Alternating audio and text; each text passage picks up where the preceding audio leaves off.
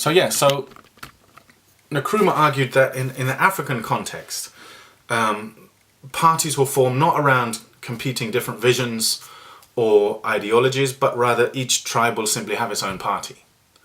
And therefore, when you put these into a situation of competitive elections, then the biggest tribe will probably take power and use that power to monopolize access to resources and the best employment opportunities for that tribe. So he argued actually imposing this sort of system of freely organized parties competing in multi-party elections in the context of Africa is a recipe for instability and civil war. So he favored actually the one-party state. He said there should be one single party for people who want to move Ghana forward, and they can debate within the party the best way to do that. But ultimately, we don't want each tribe having its own separate party that just compete to monopolize power. That's a recipe for disaster. So that's just one very practical example of how Western assumptions about what's good for a society may not be applicable in every context. A third example I want to give is the Cairo Declaration of 1990.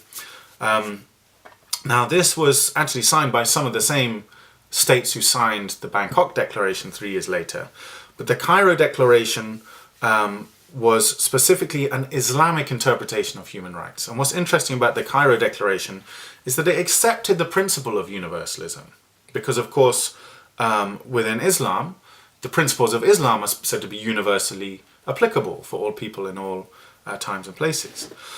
But they argued the West's conception of human rights, as articulated, for example, in the UDHR, the Universal Declaration of Human Rights, actually was one that promoted moral degeneracy and social decline. And in particular, the Cairo Declaration rejected two specific articles of the UDHR.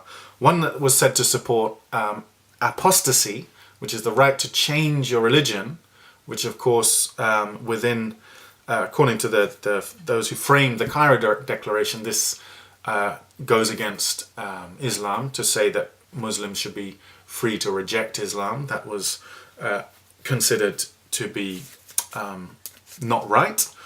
And secondly, the UDHR's emphasis on gender equality. Now, the framers of the Cairo Declaration said they did not believe that men were superior to women, but they believed there were different roles for men and women, and that was articulated within the Quran. So therefore, they could not accept the UDHR's, they argued, Western understanding of what is meant by gender equality. So those are three examples there: the Bangkok Declaration, Kwame Nkrumah's opposition to multi-party democracy, and the Cairo Declaration of 1990, showing you three kind of specific examples of this idea, the post-colonial criticism of human rights, that actually human rights, at least as hitherto understood, have been based on very Western assumptions that are not applicable to all societies. Okay, moving on then to the third and final set of criticisms, if you like. We'll look at the realist critique of human rights. Now, realists, as I say, they believe that international relations is and also should be based not on values or principles, but on each state seeking to serve the national self-interest. And they believe, therefore, that each state basically seeks to maximize its own power at the expense of other states. And in this regard, they would prioritize state sovereignty over universal human rights. We've looked in the previous lecture at how these two, there's a lot of tension between these two concepts. Not everyone would say they're completely incompatible, by the way, but there is at least a tension between the idea of state sovereignty and human rights, because the very concept of a universal set of standards to which all states must adhere puts some limits on state sovereignty. Now, for a realist, state sovereignty is actually paramount, because each state should be allowed to do whatever it believes is in its own national self-interest.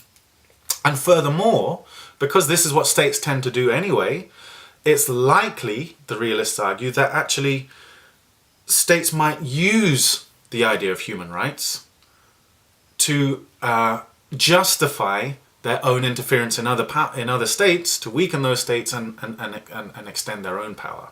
So the realists argue that actually anything that undermines state sovereignty or any claim of a universal principle is dangerous, because it can open the door to a breakdown of the global world order.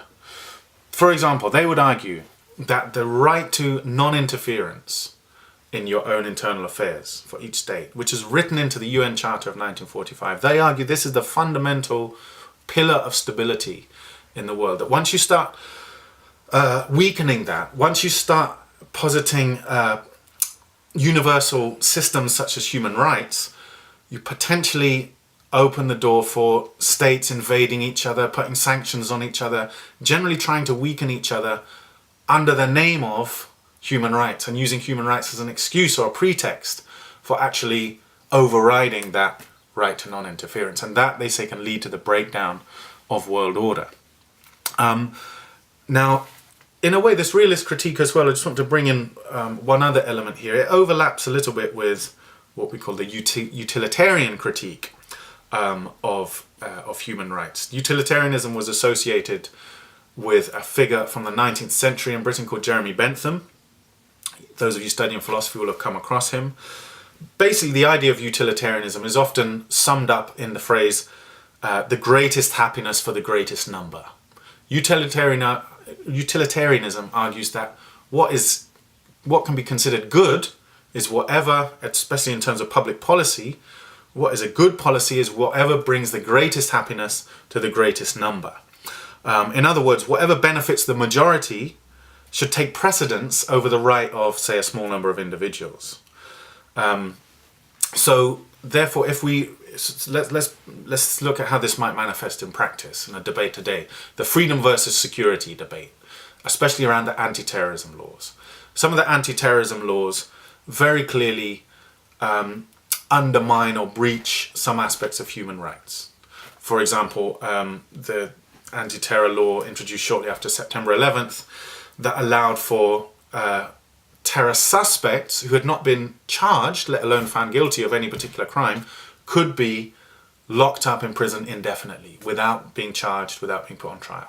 Now that clearly breaches their human rights, their right to liberty, one of the most fundamental rights. But for a utilitarian, they would argue, well, greatest happiness for the greatest number. If by breaching the human rights of just a small number of individuals, we're actually providing security for the whole society and millions of people, that is a good thing. So you can see how a utilitarian would have problems with this idea of individual human rights. In fact, Jeremy Bentham called the concept of human rights, quote, nonsense on stilts, he called it. And a realist, my point here is that a realist would agree broadly with this conception, that if a state sees it as in the national self-interest to limit the human rights of a small number of individuals, well, that state's, that's how things should be. The national self-interest is the priority for a realist. So to sum up, there are basically three broad schools of criticism, if you like, of human rights. And there's some overlap, especially between the first two. But we can distinguish between philosophical criticism, based on cultural relativism, that argues all values are products of particular societies and cultures and cannot be removed from those societies and cultures. Therefore, there's no such thing really as universal values, and therefore there can be no universal human rights. The second is the postcolonial critique that, if you like, builds on cultural relativism in the specific context of the West trying to impose its own vision of human rights onto especially newly independent countries, and argues that actually there are a lot of very Western-centric assumptions built into the notion of human rights that are not necessarily applicable to non-Western societies.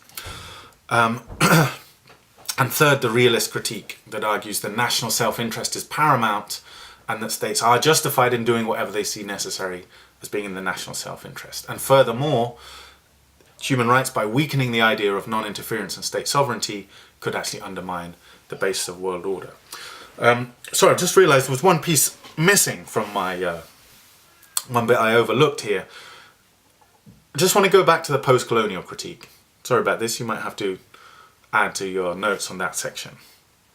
So, as well as their criticism of the concept, if you like, the Western assumptions built into the concept of human rights, post-colonial critique argues that actually, and there's an overlap here with the realist critique, that that human rights can be very dangerous, especially to states of the global south, because human rights can and have been, if you like, weaponized by the Western states, by the global north, in their battle to keep the global south underdeveloped and subjugated and oppressed.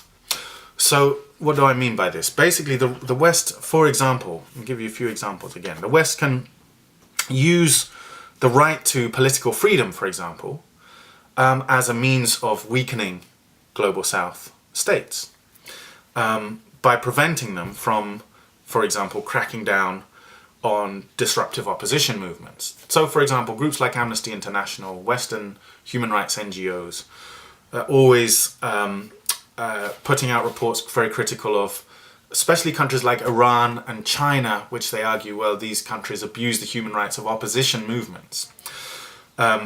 Now, the post-colonial critique is a little bit wary of those kind of ideas because they say, well, Iran and China are two of the most independent and strongest, and in the case of China, most economically successful states within the global south. And arguably, they've only achieved this success by maintaining ensuring that their state remains relatively strong.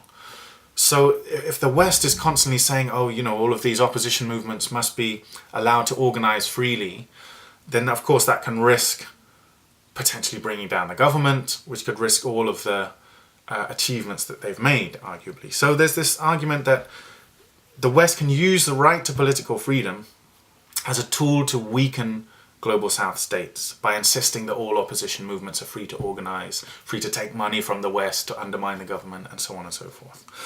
Another example, think about the work we did on the IMF and structural adjustment programs that were imposed in the 1980s and 1990s